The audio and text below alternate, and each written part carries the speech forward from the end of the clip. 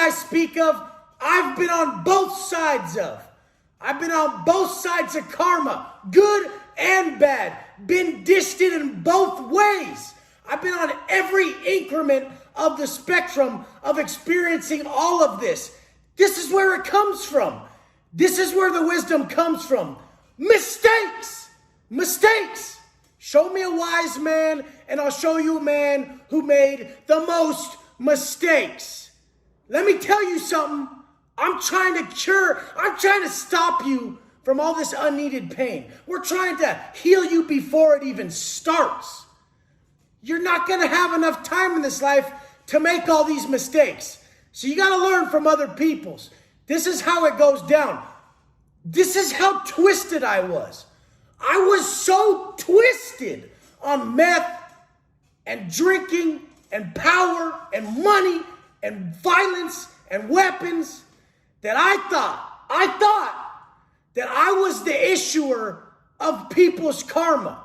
I thought when people landed in my lap, it was up to me to show them that they fucked up, that it's their time to pay. This is who I thought I was. That's how twisted my mindset was off of these substances. I've become the complete opposite person because over time of living so twisted, I paid for everything I ever did to anybody in a violent or negative way. And let me tell you, on the complete other end of this, you don't have to be a fucking cupcake to be a good man. A good man is a man capable of extreme violence, but forgoes that. He practices restraint. He's down for it, but he knows better. He knows when to exercise his power, his strength. So me now, every single thing that has happened to me good in my life was a direct result, a direct byproduct of helping somebody else. Helping somebody else has been everything that gifted me all this abundance. Everything in my life that has fell in my lap has come from this. It started in the pen. It started in the pen. The first few times I was in assaults in the pen, I paid. I hurt someone bad. Then you gotta go sit down. You gotta go sit in the back. The back is the chute. You gotta go sit in the hole. You gotta sit there and be tormented internally by these feelings and these thoughts. Trust me, motherfuckers, you bad motherfuckers, you tough guys, you. Trust me. Bad men, they're full of repentance, full of tears, and full of bitch when they toss you all those years. Full of it. I was. When they sit you back there, the captain's telling you, hey, Watson, you see the pictures? What you did to Samuel? You see those? You're fucked. You're getting life. This cop's getting off on it, getting off on the pain you're feeling. He knows you're in there by yourself. He could hear your tears. He could hear you crying. He could feel that energy, that angst, that torment. You just wonder, why? Why did I do that? Why? Why can't I go back? Are they going to let me even be free again? Do I get a life sentence from this? For weeks, motherfucker. You guys can't even stick to a diet and a workout plan for weeks. Sitting in a cell by yourself for weeks, being tormented by that question, why? When it was your fault, motherfuckers probably wouldn't even make it. This is why pain teaches. This is why adversity is your greatest tool for change. Walk straight into that fucking shit. Straight into it. Everything that's ever been blessed upon me now is because I practice some restraint. I could smash a motherfucker. I could be violent. I could do all that. I just know what's coming if I act that way. And I don't want to deal with myself. I don't want to do life. I've been convicted of 4 strikes.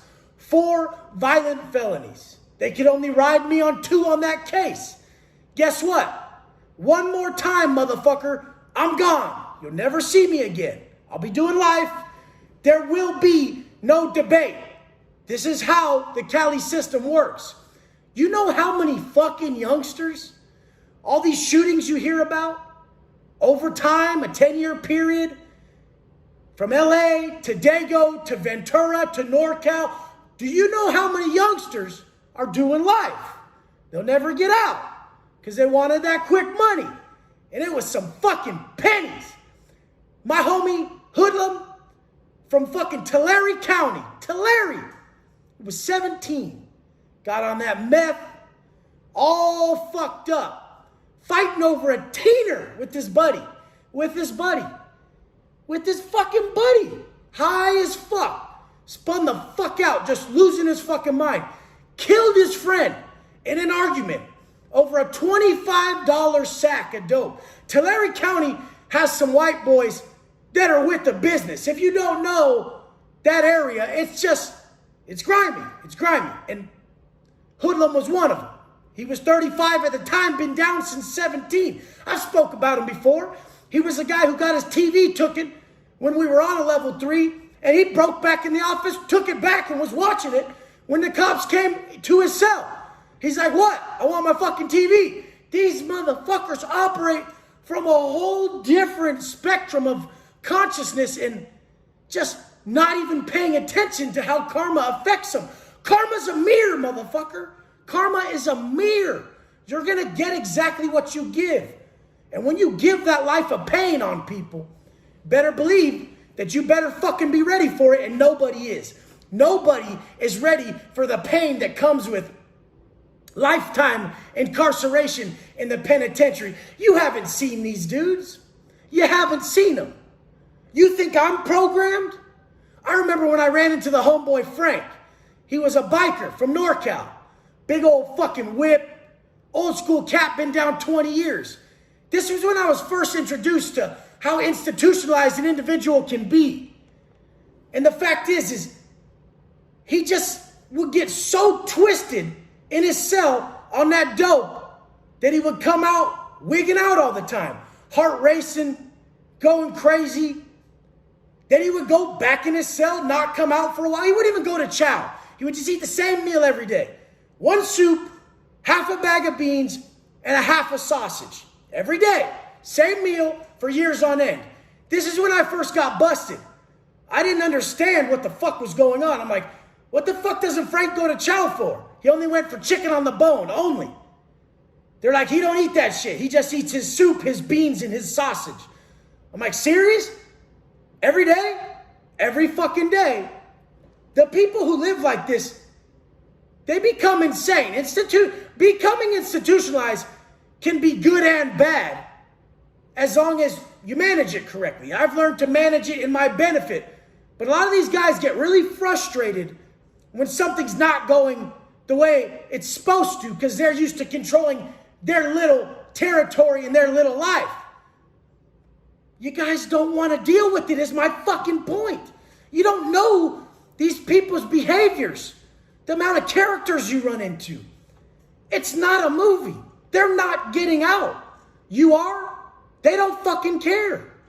You don't understand. You have to fucking live out here with gratitude. You have to fucking live out here following the universal law of karma. Karmic debt is real. You fucking play this fucking game people show on TV and in these movies and think you're going to get away with it? Trust me. You must have missed how the fucking movie ends, motherfucker. Watch it to the end. That's how you end up. Get this shit straight and practice what I teach. The values of a man who develops the individual who cannot be stopped because he takes his pride. He gets all his pride from his conduct. The man who takes more pride in the steps it takes to be a man, to get the result, cannot be stopped. The man who takes more pride in the steps it takes to be a man, to get the result, then the result itself, he becomes the result. He is the system. He is the byproduct. Become, motherfucker. Don't live this fake ass hard life and end up in that movie that you don't like the ending. And you're the main character, motherfucker. Get it done.